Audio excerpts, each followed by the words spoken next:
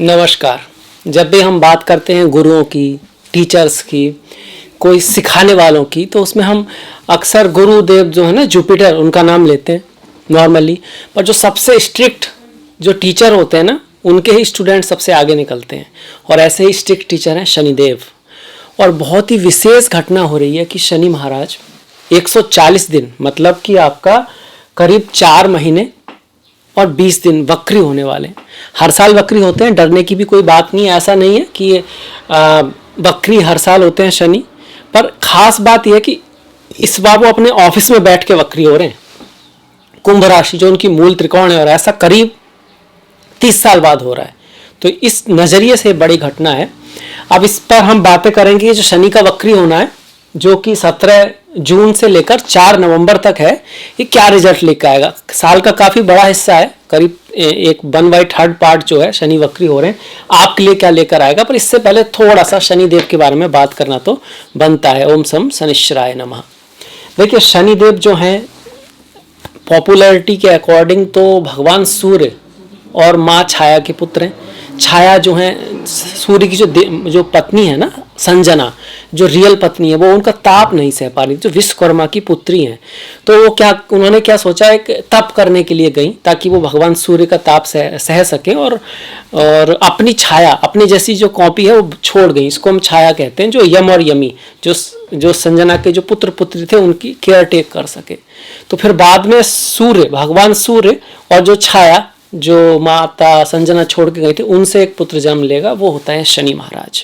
तो ये उनकी स्टोरी है। पर कहीं कहीं जो है बलराम और रेवती के पुत्र भी शनि कहे जाते हैं। और पुराणों में तो यहाँ तक कहा गया कि भगवान श्री कृष्ण के अवतारों में एक शनि भी है। मतलब जब कृष्ण बात करते हैं ग्रहों की, तो बोलते हैं कि उन ग्रहों में मैं शनि हूँ।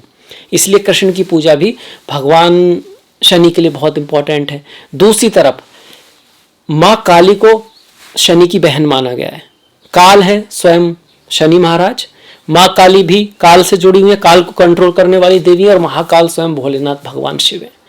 यही जब शनि के वक्री होने की घटना आती है, तो चाहे वो गणेश जी की कथा हो, जब उनका भगवान शिव ने गर्दन जो काटी थी, उसके बाद वो गणेश बने वास्तव में।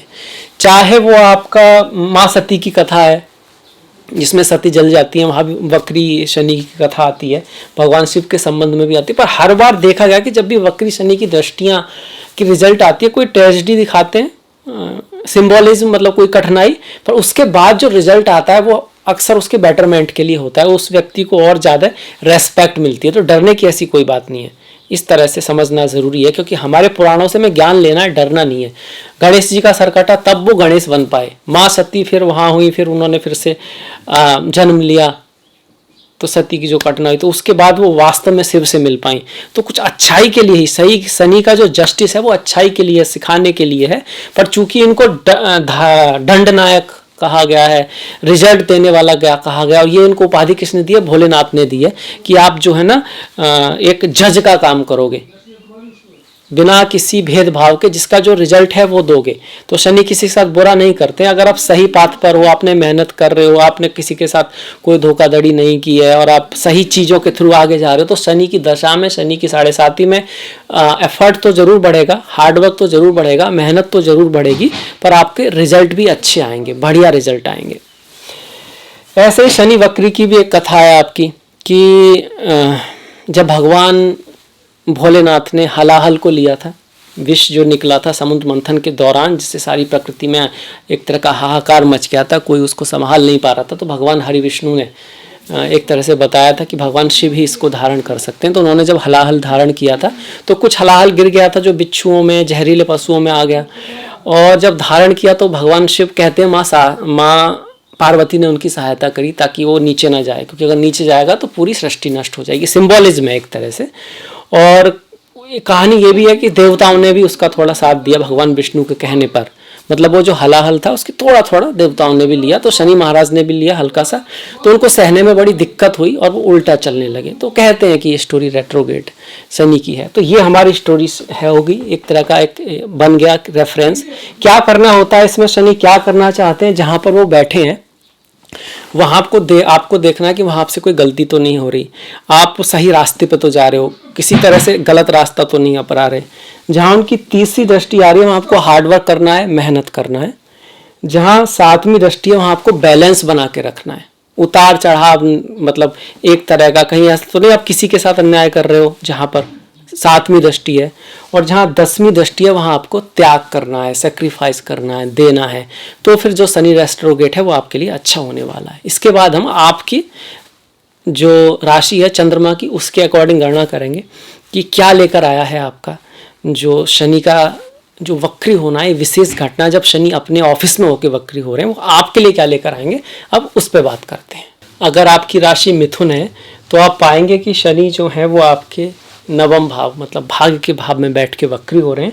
साथ में अष्टम भाव के भी वो स्वामी हैं, उनकी दृष्टियाँ आपके एकादश भाव लाभ भाव पर, तृतीय भाव जो कि पराक्रम और मेहनत का भाव है, और छठा भाव जो आपका रोग ऋण शत्रु का भाव है। साथ में ये आपके नौकर पशु पक्षी जो घर में हम पालते हैं उनका है, अथक परिश्रम का भाव है, सेवा का भाव भी है, ये आपके डाइवोर्स का भाव भी है, ये जो भाव है भूख का भाव भी है, बहुत सारी चीज़ों का भाव है।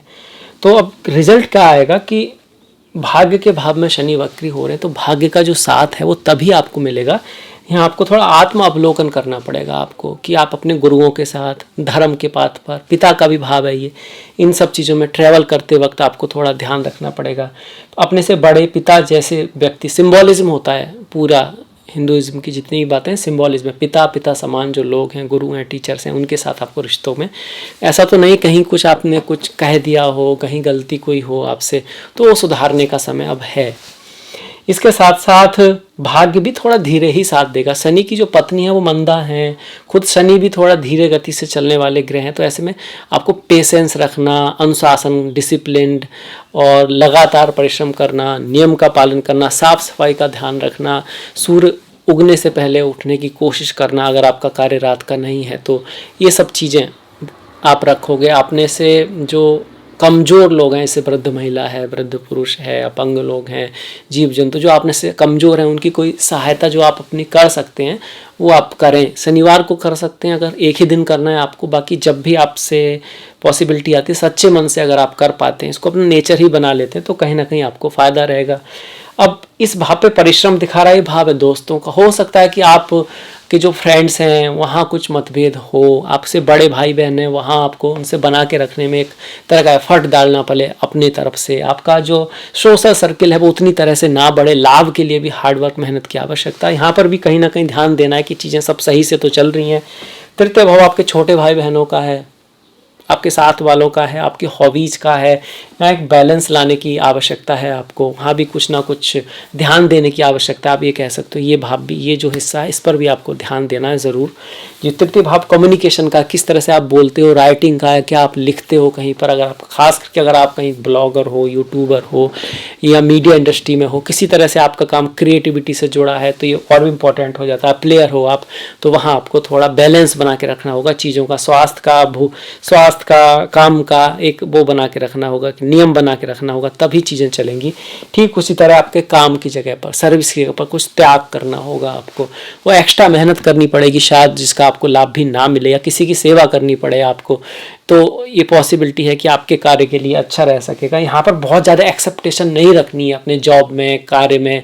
यहाँ पर रोग ऋण शत्रु, कोई लड़ाई झगड़ा मुकदमा चल रहा है तो वहाँ पर भी हो सकता है कोई रिजल्ट डिले हो जाए, उतना रिजल्ट ना आए, इस तरह की पॉसिबिलिटी यहाँ पर बन रही है। क्योंकि ये जो हिस्सा है त्याग का मतलब होता है देना, करना, गिविंग होना। यहाँ पर आपको मिलने वाला कुछ खास है नहीं, और अगर मिलने वाले की तरफ ज़्यादा आप ध्यान दोगे तो फिर चीज़ें और टफ हो जाएंगी वक्री शनि की। अगर आप उस चीज़ों को अपनाओगे, उस एनर्जी को उसी तरह से यूज करना चाहोगे तो फिर वो चीज़ें आपको मदद करेंगी। वैसे आपके लिए शनि बुध के मित्र हैं, अच्छे ग्रह हैं। अगर कुंडली में शनि की स्थिति अच्छी है, शुभ है, तो ये वक्री शनि भी आपको अच्छे रिजल्ट ही देगा। इसमें आपकी कुछ पुरानी लोगों के थ्रू, पुरानी कंपनी के थ्रू, पुराने फ्रेंड्स के थ्रू ऐसी अपॉर्चुनिटी आ सकती हैं जो आपके लिए भाग्यशाली हो। लाभ का जो सूत्र है वो भी कुछ पुरानी जानकारियों के थ्रू, या कुछ आपका कोई पुराना गुरु, पुराना टीचर, उसके थ्रू, हायर एजुकेशन आदि में भी आप प्रयास कर रहे थे, पहले से कई बार प्रयास किया पर वहाँ नहीं हो रहा था एडमिशन ऐसी जगह, वो हो सकता है अगर आपके शनि शुभ हैं तो। अगर शनि अशुभ है, अशुभ मतलब कमज़ोर है, नीच की राशि में है, और तब फिर ये चीज़ें थोड़ा परिश्रम है, संतुलन और ज़्यादा बनाना पड़ेगा, सेक्रीफाइस, काम के क्षेत्र पर और दिक्कतें बढ़ सकती हैं। अगर कुछ ऐसा है तो कम से कम बहुत बड़ा चेंज नहीं लाना है, धीरे धीरे चलना है, चीज़ों को समझते हुए चलना है और नियम, परिश्रम और अनुशासन को बनाए रखना है।